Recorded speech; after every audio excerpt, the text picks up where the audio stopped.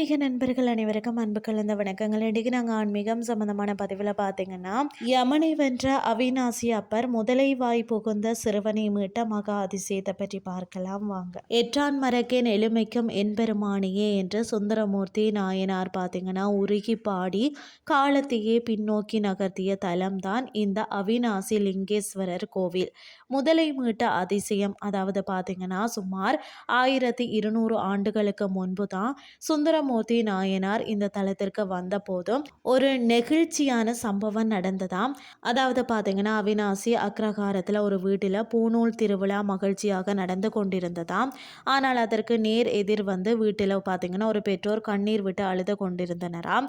காரணம் பார்த்தீங்கன்னா 3 ஆண்டுகளுக்கு முன்பு அவர்களது சிறுவன் 5 வயது மகன் குளத்தில் குளிக்கும் போது முதலையினால் வந்து இழுத்து செல்லப்பட்டானாம். அவனுடைய அம்மா வந்து பார்த்தீங்கன்னா இன்றும் என்னுடைய மகன் இருந்திருந்தால் அவனுக்கும் பூநூல் விழா நடந்திருக்குமே என்று அவர்கள் வந்து கதறினராம். இவர்களின் துயரம் கண்ட சுந்தரர் பார்த்தீங்கன்னா அவிநாசி அப்பரை நோக்கி எற்றான் மரக்கேன் என்ற பதிகத்தை வந்து பாடினாராம். என்ன ஒரு ஆச்சரியமா, பாடி முடிப்பதற்குள்ள 3 ஆண்டுகளுக்கு முன்பு சிறுவனை விழுங்கிய அதே முதலை தான் கரையேறி வந்து அந்த சிறுவனை உமிழ்ந்ததாம். அதுவும் அப்படின்னு சொன்னா 5 வயதில் விழுங்கப்பட்ட சிறுவன் 3 ஆண்டுகள் கழித்து 8 வயது சிறுவனாக எப்படி இருப்பானோ அதே வளர்ச்சியுடன் உயிருடன் வந்து வெளிவந்தானாம்.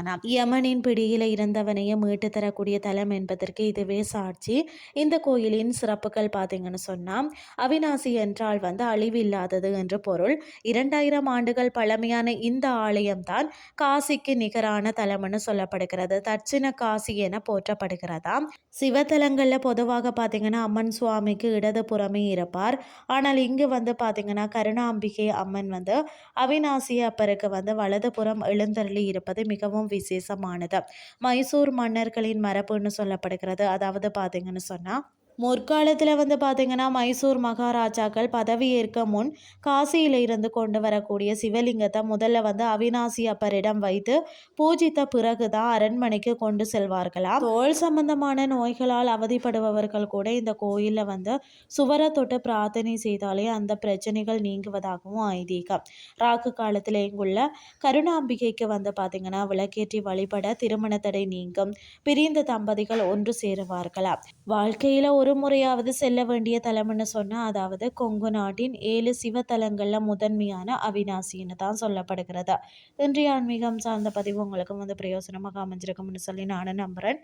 இதே மாதிரி மற்றொரு ஆன்மீகம் சார்ந்த பதிவோடு உங்களை சந்திக்கிறேன். நன்றி.